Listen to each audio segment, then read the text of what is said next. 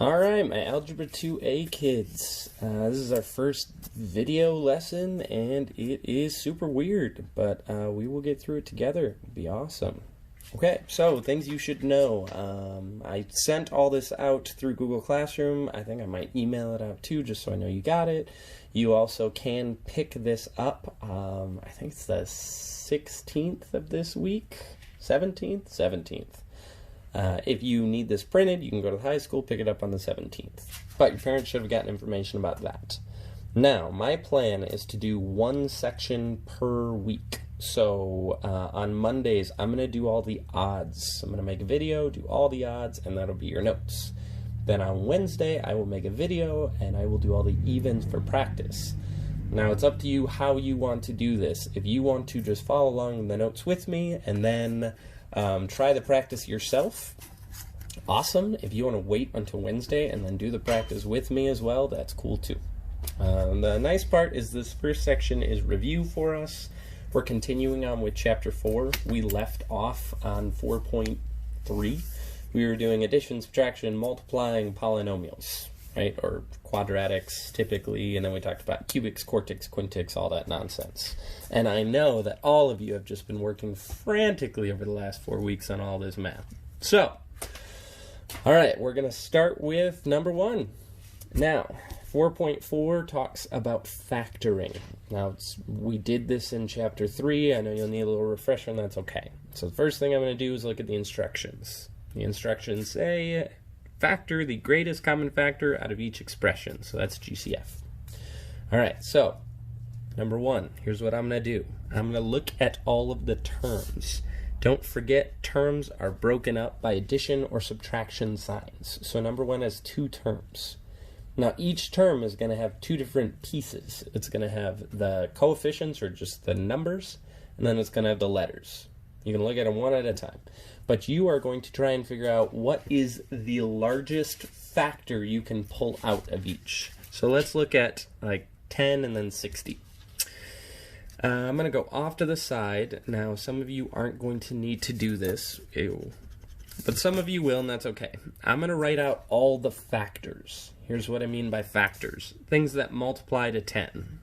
So, for instance, 1 times 10, 2 times 5. So that means 10 has 4 factors. 1, 2, 5, 10. There's no other way that you can multiply to get 10 without using fractions or decimals, and those suck. 60 will have a few more. 1 times 60, 2 times 30, 3 times 10, 4 times 15, 5 times 12. I said 3 times 10. None of you corrected me. Well, this is a video. Okay, 3 times 20. We'll try that again. So 160, 230, 320, 415, 512, 6 times 10. I think that's all of them. So that means that 60 actually has 12 factors. 1, 2, 3, 4, 5, 6, 10, 12, 15, 20, 30, 60. Now, these are all the factors. I could look at common factors. They both have a 1. They both have a 2. They both have a 5. And they both have a 10. So they actually have a lot of factors in common. But you are looking for the greatest or the largest common factor, which in this case is 10. So what I'm going to do is I'm going to put a 10 off to the side and then a set of parentheses. And what I'm going to do is I'm going to divide 10 out of each term. Okay, now before we do that, we're going to see, is there anything else we can pull out? And by that I mean looking at my letters. I have 3 n's here. I have 0 n's here. Now, if I wanted to try and pull n's out of both terms, I would fail because there's no n's here to take out. So that means my GCF in this case is 10. Now, let's divide. 10 divided by 10 is 1. You don't even need to write the 1. Negative 60 divided by negative 10 is negative 6. And I am done.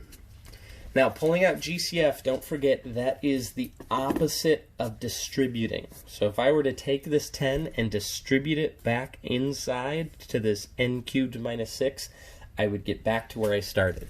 10n cubed minus 60. That's it. All right. Now, I'm not expecting you to actually do this every single time. Some of you are going to be a lot quicker. For instance, number 3, I'm going to look at 24 and 16.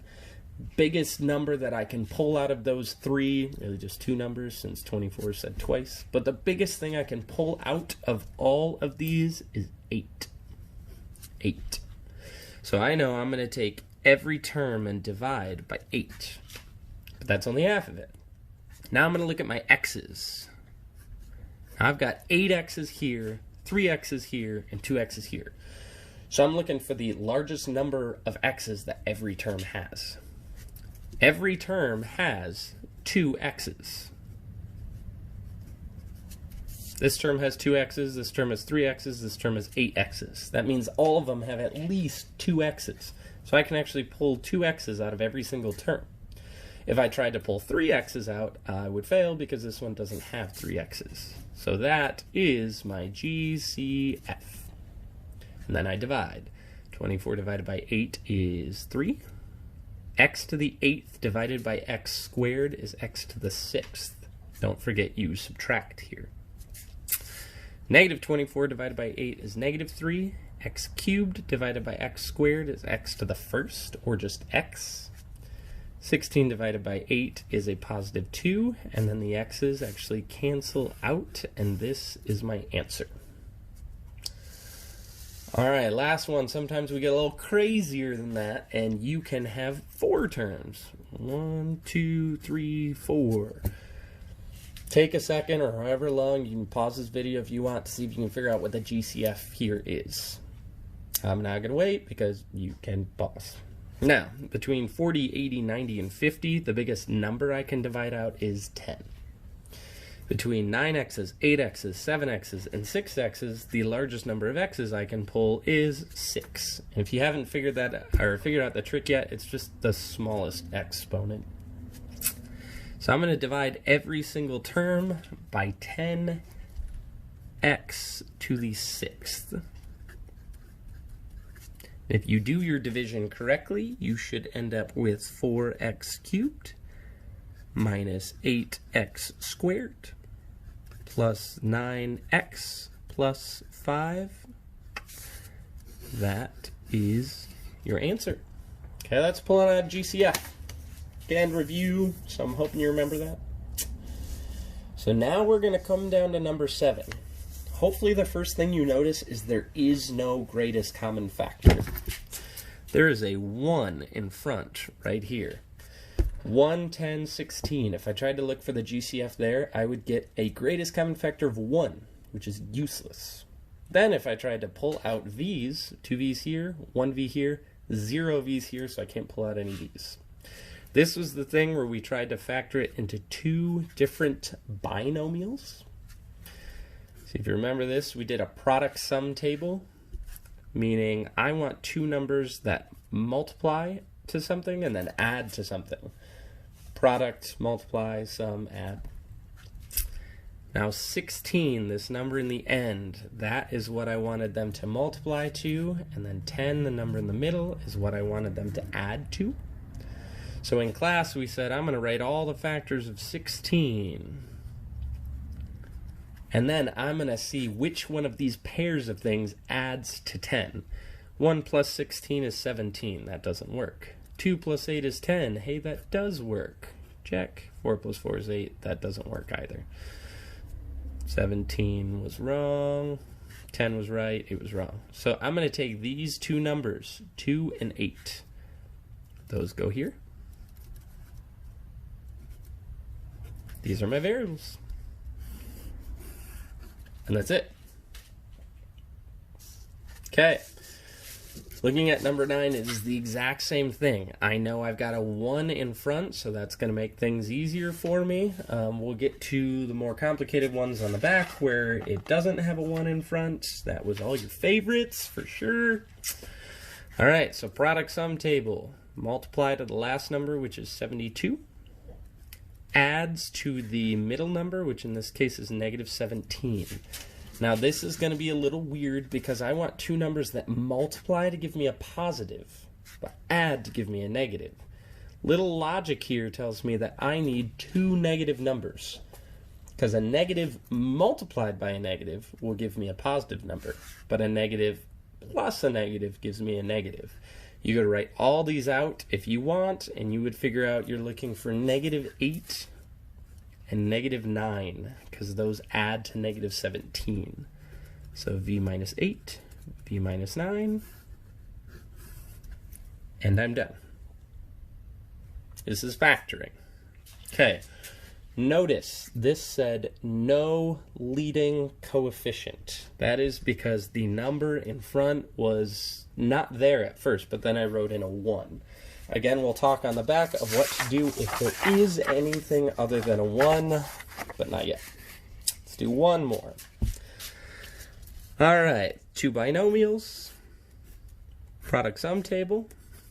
They need to multiply to a -10, but they need to add to 9. All right, so a little bit more logic here. I want two things that multiply to a negative number and add to a positive number. Well, if I want two things that multiply to a negative number, that means I need one of each. I need a negative and a positive. But let's ignore that for a second. Ignore the negative and just think of 10. 1 times 10, 2 times 5, those are my only options. Now I have to go back and say 1 is negative, 1 is positive. Since I want them to add to a positive number, I want more positives than negatives. So like -1 and 10, or a positive 10, if I were to add those, they add to a positive number. -2 and a positive 5, if I were to add those, they add to a positive number. One of those positive numbers is what we're looking for, the other one is not. So I'm looking for these two numbers. X this time, so x minus 1, x plus 10, that is my answer. I know I will have this question because I did before. Doesn't matter what order you write these in, so if you wrote x plus 10 times x minus 1, same thing. Okay. Look at number 13. Check it. We've got a leading coefficient. Well done. Let's have to read instructions. Factor each completely. It says look for a GCF first and then use a t-chart. You're welcome for that hint. Now, same as we did before, I'm going to look at the number and then the letter. Well, in this case, I'll just look at the letter first. There's no K's, so I know I'm not going to pull out a K. But I can pull a 4 out of every single term. So I'm going to divide each term by 4 and see what that looks like. Then I'm left with k squared minus 10k plus 96 divided by 4 is 24. Whew. Alright, I'm going to ignore the 4 for a second, and I'm just going to look at what's inside. K squared minus 10k plus 24. And I'm going to do exactly what I did before.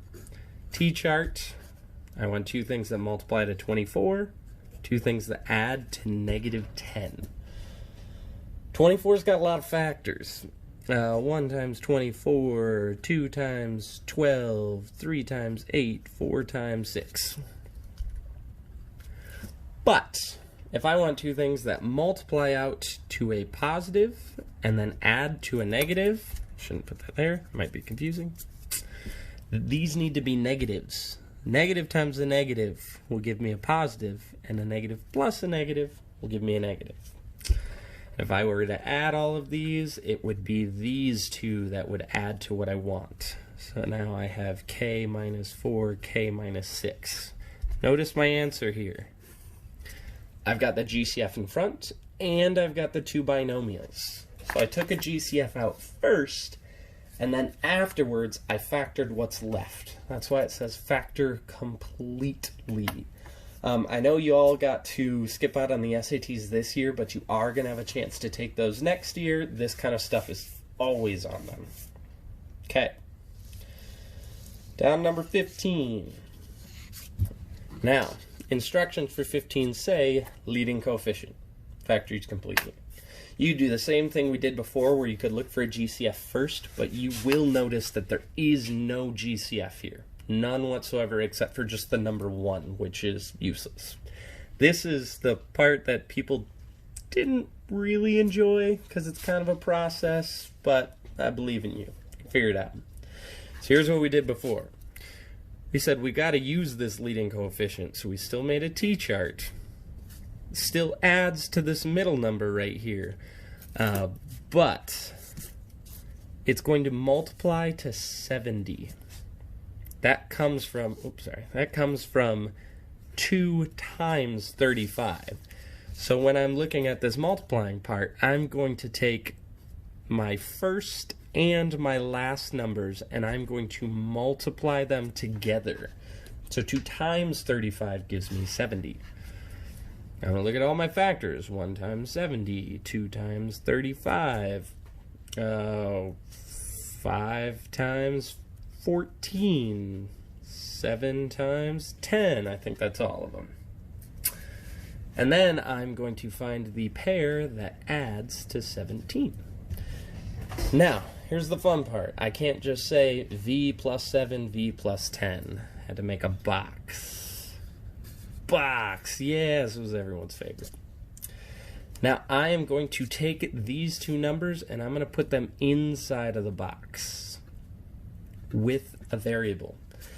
7v and 10v are actually going to add together to make this 17v. So really what I've done is I've taken that middle term and I've ripped it into 2 different pieces. In the top left box was the first term. In the bottom right box was the last term. And then I want to put 2 things on top, 2 things on the left, just by pulling out GCFs, if you remember this. And that's where my answer, my final answer is going to be. So first I'm going to look at the 2 things here, 10v and 35. Well, I can't pull a v out of both of them because there's no v here. The largest GCF between the 2 of these, the greatest common factor, I believe is 5. Now 10v is positive, so this is positive. Then I'm going to look at the 2 on the left-hand side, 2v squared and 7v. Now 2 and 7, those don't really have a GCF other than 1. But I can pull a v out of both of those terms because they both have a v. Then if I look at the top 2, I can actually pull out a 2 and a v. And then the bottom 2, I can pull out a 7. This is positive, so this is positive. So my final answer, which I told you in class, you didn't even have to write out if you don't want to, because it's already on the box, but just to show you, here it is, right there. If I were to take those 2 binomials and multiply them back together, I would get 2v squared plus 17v plus 35. A little bit of a process, but you can do it. All right, let's look at number 17. 17, same thing. I'm going to make a t-chart and I'm going to make a box. Now my answer to this problem, remember, is going to be, going crazy here, is going to be on the box right here. Negative 48 is what I want in the addition part of my t-chart. And then negative 100 is what I want from the multiplication part. Remember, that comes from 5 and negative 20 multiplied together. So 5 times negative 20 gives me this. You can write out all the factors if you want. Negative 50 multiplied by 2, those are the 2 numbers you're looking for. You can write out all the factors of negative 100. I usually ignore the negative at first, and then I would say like 1 times 100, 2 times 50, 4 times 25, 5 times 20, so on and so forth. And then I would go back and look at the negatives. But however you want to do that. So negative 50n and 2n. It does not matter where you write which one. If you wrote 2n in the bottom left and negative 50n in the top right, you get the same answer. First term goes here. Last term goes here. And then we pull out GCFs. If I look at the 2 on the right, the GCF between those 2 things is a positive 2. 2n is positive, so this is positive.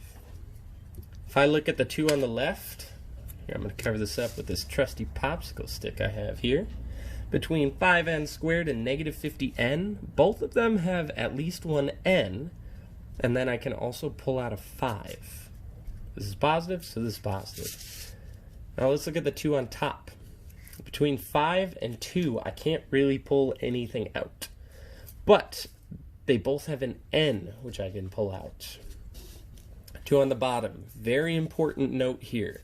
This is negative, so whatever I pull out here is going to be negative. And then in between 50 and 20, I can pull out a 10.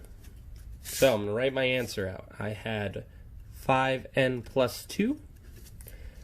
And then on the left-hand side, I had n minus 10. It does not matter what order you write those two things in. All right, let's try one more example like this. Then we'll move on to the last problem before we call it a day. Same thing, T-chart, box. My final answer is going to be outside of my box. That's what I want. I know I need this box because I have a leading coefficient, even after I look for a GCF, which there is none. So the multiplication part, I'm going to take my first and last numbers. I'm going to multiply them together to get negative 36. Negative 36. And then for my addition part, it's just this thing in the middle, which is negative 5. Okay? You can write out all the factors of negative 36. It's kind of tricky because you're going to need one number that is positive and one number that is negative, just like in the last one. Let's write it out. Why not? I'm going to ignore the negative for a sec. 1 times 36. 2 times 18. 3 times 12. 4 times 9. 6 times 6. So those are all the factors of 36, and then I realize one of them needs to be negative. Now, since I want them to add to a negative number, I actually want more negatives than positives, meaning the larger number should be the negative. And then hopefully you realize that these two, it's the only pair that adds up to negative 5. So I have a 4 with the variable and a negative 9 with the variable. Again, it does not matter what goes where. Okay, they have to go in the top right and bottom left, but it doesn't matter which goes where. Okay, first term, top left, last term, bottom right, and we're pulling out GCFs. So between 4x and a negative 6, I can pull out a positive 2. Between a 6x squared and a negative 9x, they both have an x, and then between 6 and 9, I can pull out a 3. Top two, between 6x squared and 4x, they both have an x, and then between 6 and 4, I can actually pull out a 2. Bottom two, negative 9x and negative 6. Remember, this is negative, so this will be negative. And it looks like I can pull out a 3. That is it. So I've got 3x plus 2. That comes from the top right here. And then I have 2x minus 3, which comes from the left side here. And I'm done. If you want to double check your answer, multiply those back together, you get this. All right, we're going to do one more thing on the bottom, and this you actually have not done yet. Now, look at the instructions. Factor the sum or difference of two cubes. Now, it looks complicated. It's actually just a formula. So, I'm going to write the formula out, and I'll explain it. This is the sum of two cubes. The formula looks like this. One thing cubed plus another thing cubed is equal to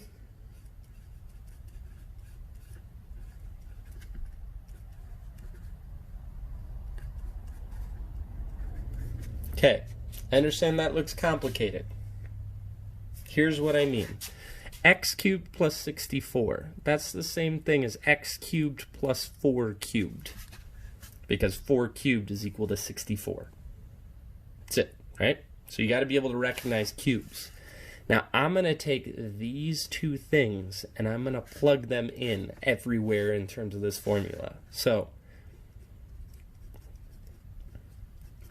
instead of a, for each a, I'm going to write x. So this is x.